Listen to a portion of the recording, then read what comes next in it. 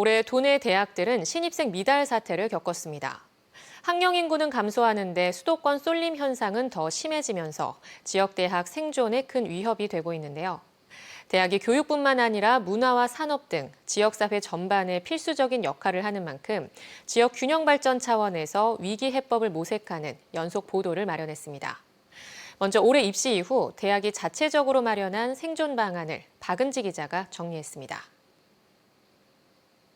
가톨릭 관동대는 올해 신입생 모집에서 539명이 미달돼 충원율이 70%대로 주저앉았습니다.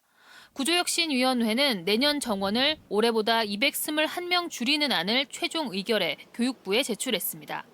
최근 5년 가운데 가장 많은 숫자를 한꺼번에 줄인 건데 이게 끝이 아니라 시작입니다. 충원율, 등록률이 기준 이하인 학과는 계속해 축소, 폐지해 지금보다 20에서 30%는 몸집을 줄이고 복수 전공을 활성화해 경쟁력을 높인다는 방침을 정했습니다. 3, 4학년 가면서 다른 전공을 같이 전공한다든가 하는. 그래서 저희 학교의 방향은 크게 기본 학과 체제를 유지하면서 새로운 미래 학문에 대해서는 연계 전공이라든가 복합 전공. 강릉 원주대와 강원대는 전국 최대 규모의 단일 거점 국립대를 추진하고 있습니다. 연합대학을 구성하고 5개 캠퍼스별 특성화를 꾀합니다. 세부 연구 용역이 나오는 8월쯤에는 학생과 지역사회의 의견 수렴을 할 예정인데 학과 이전이나 축소, 폐지를 놓고 갈등이 표면화될 것으로 보입니다.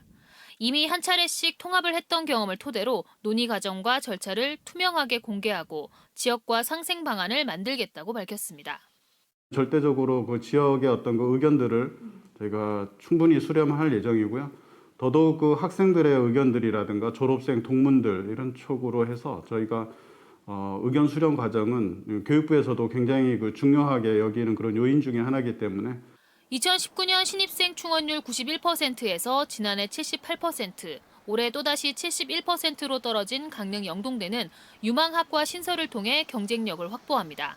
지난 3년간 140여 명의 정원이 줄었지만 추가로 더 감축해 의료 전자, 의료 서비스 코디과 등을 폐지하고 대신 AI 콘텐츠 미디어 학과를 신설합니다.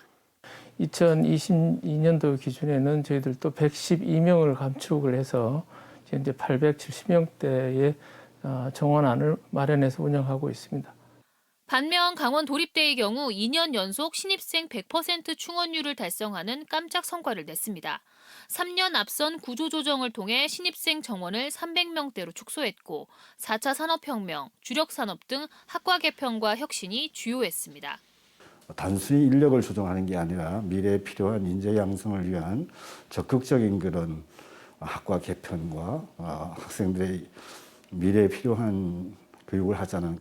도립대의 선전에는 상대적으로 낮은 등록금 부담과 장학 혜택 등 강원도의 전폭적인 지원도 뒷받침됐습니다. 지금의 학생 수 감소는 구조적으로 수도권 대학보다는 지역 대학에 훨씬 더 큰 위기를 만들고 있습니다. 대학과 지역사회가 함께 문제를 해결하고 상생할 수 있는 특단의 대책이 필요한 시점입니다. MBC 뉴스 박은지입니다.